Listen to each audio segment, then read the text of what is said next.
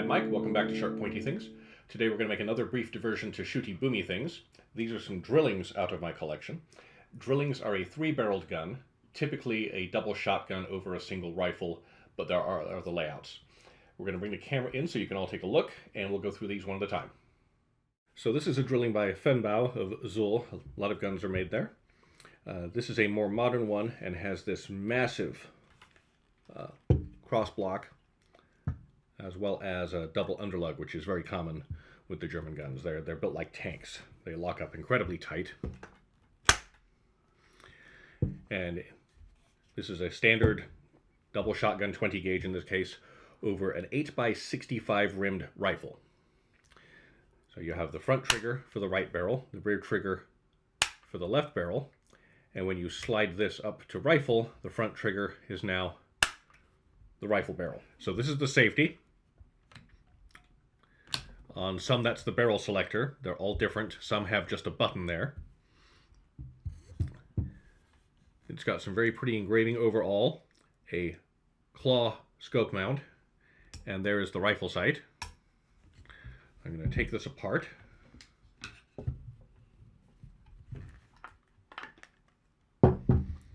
And as with most high-end guns, here's all the proof marks, which help identify when and its load and everything else.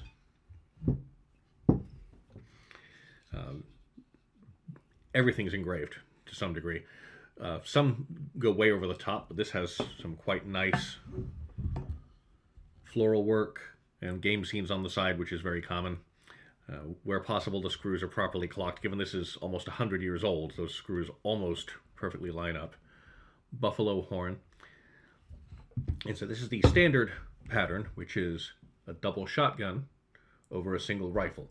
I've also seen double rifle over a shotgun, large bore rifle, shotgun, small bore rifle. I've seen semi-superposed with 2 rifle barrels and a shotgun barrel. It's slightly easier to regulate that than side by side for the same point of aim. And then large bore, small bore, and shotgun, large bore, and small bore. So any number of arrangements, they were pretty much all custom.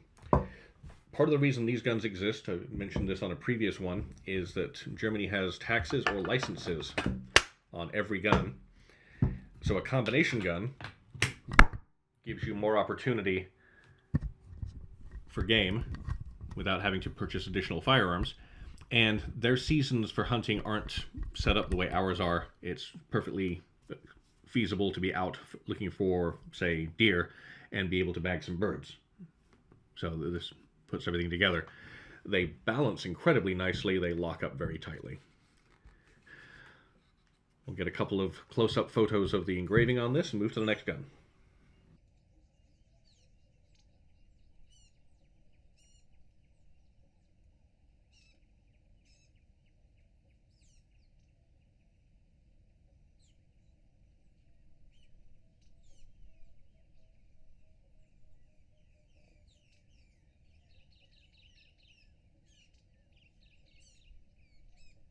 Ready. Now this is by Robert Faller of Freiburg. So he was the outfitter who put this together. If you open it up, the action says that it was made by Thema and Schlegelmilch in Zuhl. He was an outfitter from 1912 to 1915. He purchased his shop from somebody else and then sold it. So near as I can tell, what he did was bought the actions and then put the barrels on.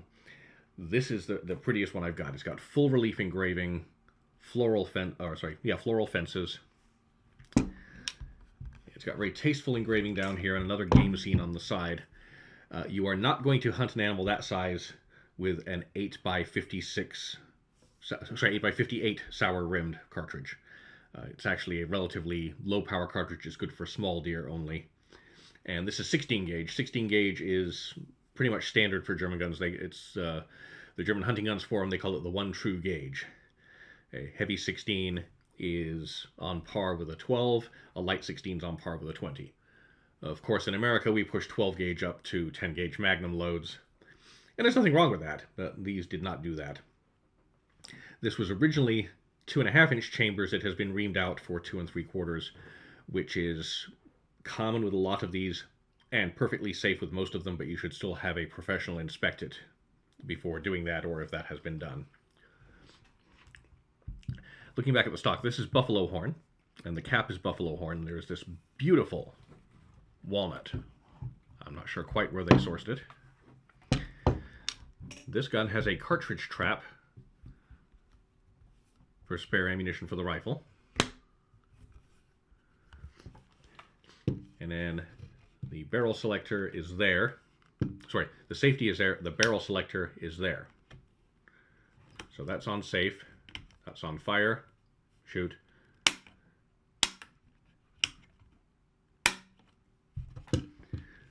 And opening this one. Oh, and tip-off claw mount scope. The scope is right there.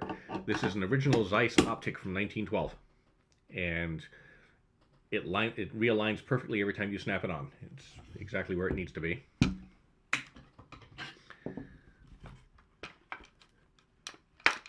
go ahead and take the scope off.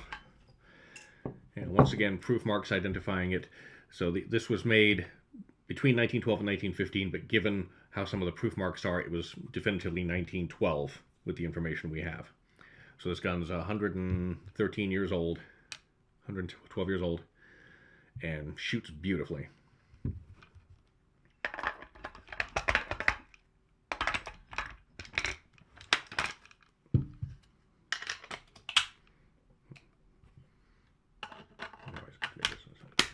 So let's get a couple of close-ups on the engraving. And again, the balance is spectacular.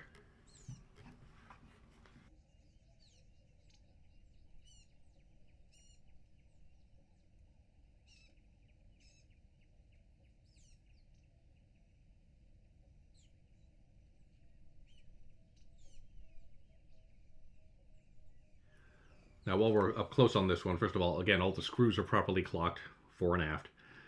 Takes a little bit of tweaking, but it's part of the things on high-end guns. So this has chamber indicators for the barrels. Watch right barrel, left barrel, and rifle barrel, which doesn't move much. You can feel these or you can observe them, and it lets you know your status.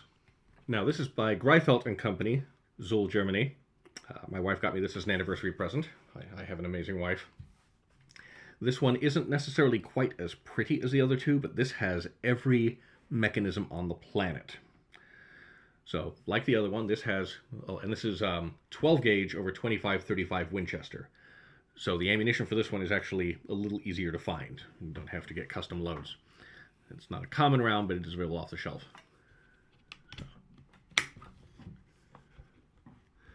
So we have the barrel selector and the safety. And you'll see the safety here shoots fire. This doesn't have the lever the other one does, it just has a little button. This has chamber indicators. So for shotgun, there. For the other barrel, there. For the rifle is up here. Now I'm going to do that again. If you look up here, when you select the rifle, the rear sight comes up. And when you switch back to shotgun, the rear sight goes down. And if you press forward on this trigger, the rifle trigger becomes a set trigger. So this is mechanically neat. It's got the wraparound fences. Again, a big crossbolt plus the double underlug. These guns are all really, really tough. I think this was originally 65 millimeters and was 2.5 inches and was reamed for 2 3/4 inch modern shells. So these are really cool and collectible. They're less common in the US, partly because of the way our hunting seasons are set up. In most states, you can't have a rifle during shotgun season or vice versa, so you can't really carry this. It's a shame because they're a lovely concept. They handle and balance great, and it gives you options on how you're shooting. But they're certainly collectible. There's a large number of us who find these to be fascinating mechanical works of art. So the Robert Fowler drilling, I went ahead and fitted a case for it. It's much easier to transport these in luggage. Moving in close, the Germans didn't really go in for labels the way the British did on their guns, but we found some of his ads from that era. He actually had ads in magazines, journals, hunting catalogs. And it's fine hunting weapons from the Black Forest, Master Gunsmith Robert Fowler, Eisenbusestrasse, Freiburg, and Breisgau. That address is still there. It's now a bank. But it was an outfitter for several years, changing hands as time went on. And you can still drive by there. I don't know if they have any idea that it used to be a gunsmith's. So this holds the gun and all the accessories.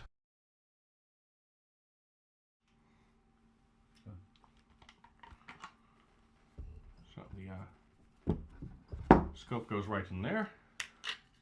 The fore end.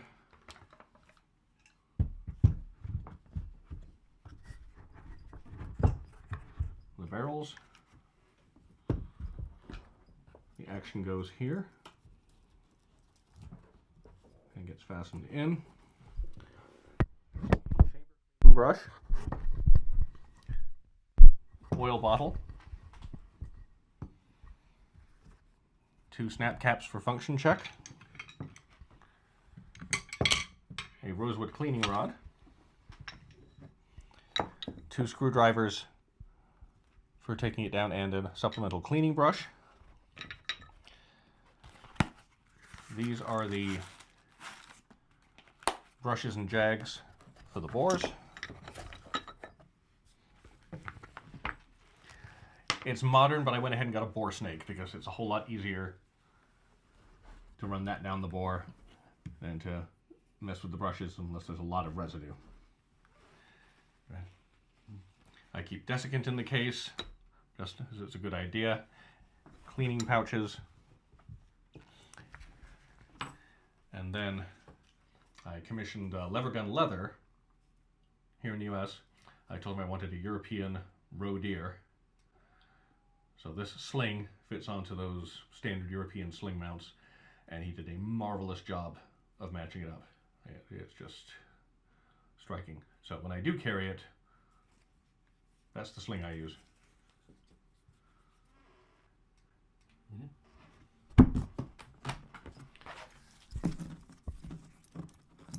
Oh, and that is a 8x58 sour cartridge.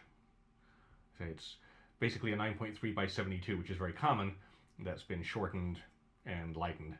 And this is a small deer cartridge. It is not a large game cartridge. Once this is fastened up, there is a cover for the case because you don't want your pricey case to get scratched up in transit. So use this for the airlines, for the ramp apes, and then once you get where you're going, you use the regular case. These have all had unusual rifle calibers. Very common is 16 gauge over 9.3x72, which you can easily find. 8mm rimmed Mauser is also not that uncommon. The one has 25-35 Winchester. This one is 8x65. I know it exists, but I'm not sure where I will get some. That's going to be a chore. One of the things you have to watch for with the German guns is there were a lot of proprietary loadings, and sometimes it was the case of marketing. They were hoping it would catch on.